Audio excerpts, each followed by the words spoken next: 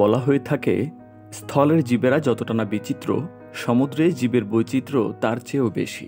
কিন্তু বিশাল সমুদ্রের পুরোটা জুড়েই কি এই বৈচিত্র্য থাকে? সমুদ্রের এমন কিছু অঞ্চল থাকে যেখানে খুব কমই প্রাণী বা উদ্ভিদ বসবাস করতে পারে। এগুলোই ডেড জোন হিসেবে পরিচিত। আরএনবিডি টিউবের আজকের ভিডিওতে আমরা সমুদ্রের ডেড জোন সম্পর্কে বিস্তারিত জানার চেষ্টা করব। গেল বেশ কয়েক বছর ধরে আরব সাগরে ডেড জোন বেড়েই চলেছে। এখন তা আয়তনে প্রায় স্কটল্যান্ডের সমান। আমাদের বঙ্গোপসাগরও এর বাইরে নয়। দিনকে দিন বেড়েই চলেছে ডেড জোনের আয়তন। আজকে আমরা জানার চেষ্টা করব ডেড জোন মূলত কেন এবং কিভাবে তৈরি হয়। এছাড়া এটি তৈরি হওয়া সমুদ্রের জন্য কতটা ভালো আর কতটা খারাপ সে বিষয়ে বিস্তারিত জানার চেষ্টা করব।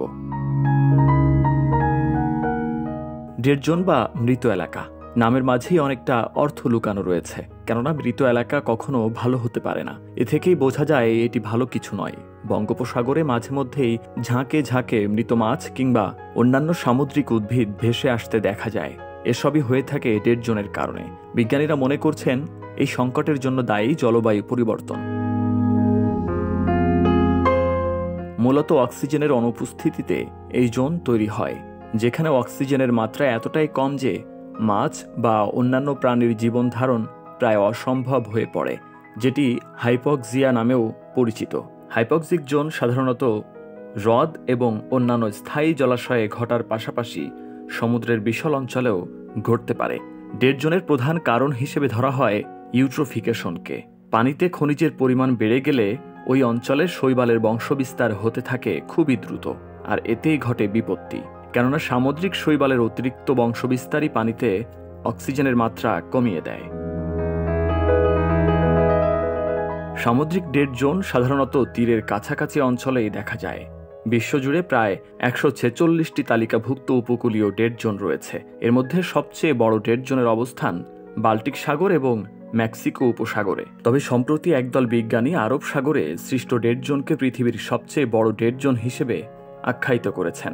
তাদের ধারণা, আরব সাগরে 100 মিটার থেকে শুরু করে 1500 মিটার গভীরতা পর্যন্ত পানিতে অক্সিজেন প্রায় নেই বললেই চলে। এটিকে স্বাভাবিক প্রাকৃতিক ঘটনা বলা হলেও 1990 সালের সবশেষ জরিপের পর বর্তমান পরিস্থিতি অনেকটাই অস্বাভাবিক। গবেষকরা বলছেন, বৈশ্বিক উষ্ণতা বৃদ্ধি এই মৃত এলাকার আয়তন দিন দিন বাড়াচ্ছে। এর ফলে জীববৈচিত্র্য তো হুমকির মুখে পড়ছেই, ক্ষতিগ্রস্ত হচ্ছে মৎস্য ও পর্যটন শিল্পও। 1990 সালের পর পরিচালিত এই গবেষণায় ব্যবহার করা হয়েছে বিশেষ ধরনের ডাইভার রোবট, যারা মানুষের পক্ষে যাওয়া অসম্ভব এমন স্থানে পৌঁছে তথ্য ও নমুনা সংগ্রহ করেছে।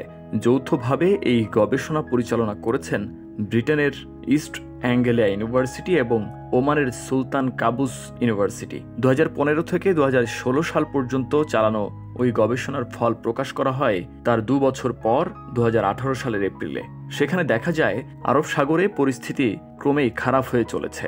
1996 সালের গবেষণায় দেখা গিয়েছিল মৃত এলাকার সর্বনিম্ন গভীরতা কেবল সে এলাকার কেন্দ্রেই ছিল, কিন্তু এখন দেখা যাচ্ছে পুরো মৃত এলাকা জুড়েই গভীরতার সর্বনিম্ন পর্যায়ে পৌঁছে গেছে।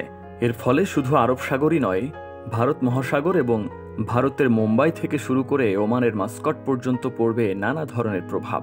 এর ফলে ক্ষতিগ্রস্ত হবে সামুদ্রিক কোরালও।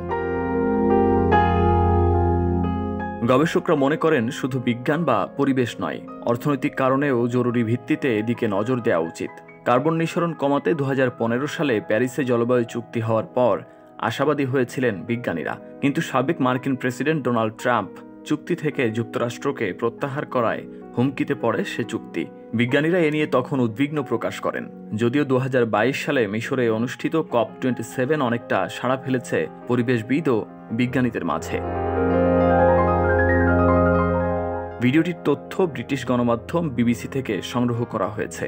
এছাড়া হাউ ইট ওয়ার্কস ওয়েবসাইটের তথ্যও রয়েছে ভিডিওটিতে। বন্ধুরা, আজ এ পর্যন্ত। সামনে নতুন কোনো তথ্য, নতুন কোনো ভিডিও থাকছে আপনাদের জন্য। সে পর্যন্ত আরএনবিডি টিউব সাবস্ক্রাইব করে সাথেই থাকুন।